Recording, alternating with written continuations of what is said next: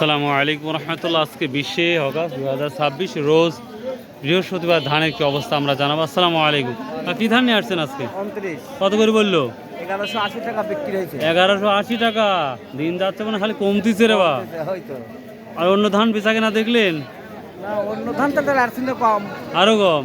মিনিকেট দেখেন না আজকে? মিনিকেট একটু বেশি হয়তো। 1300 না? আসসালামু আলাইকুম। ওয়ালাইকুম সালাম। কি অবস্থা ভাইয়া? ভাই খুব ব্যস্ত নাকি? হ্যাঁ, বেচা কেনা কম, আমদানিও কম, কাজও কম। আমদানি কম। আখ কত করে বিক্রি করতেছেন? ব্যাপারে ভাই আজ কি অবস্থা?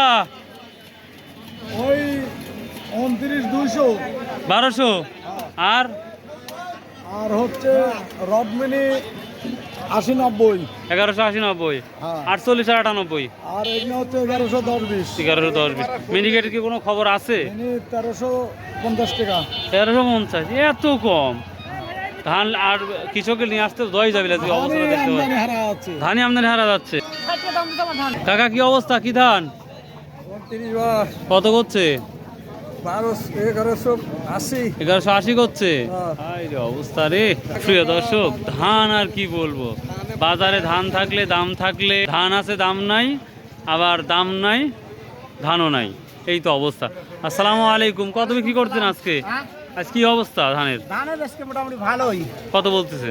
আমাকে তো এখনো আইনে কিছু বলে ও না। এখনো বলে নাই। আমি কি এই মাত্র আসলেন। হ্যাঁ। দেখেন আল্লাহ আল্লাহ করেন।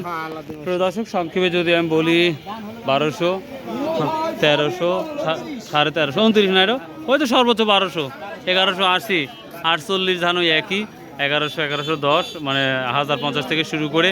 তো ধানের অবস্থাটা খুবই ভয়াবহ। এভাবে চলতে থাকলে কৃষক অচিরেই সর্বশান্ত হয়ে যাবে ধানের বাজারে।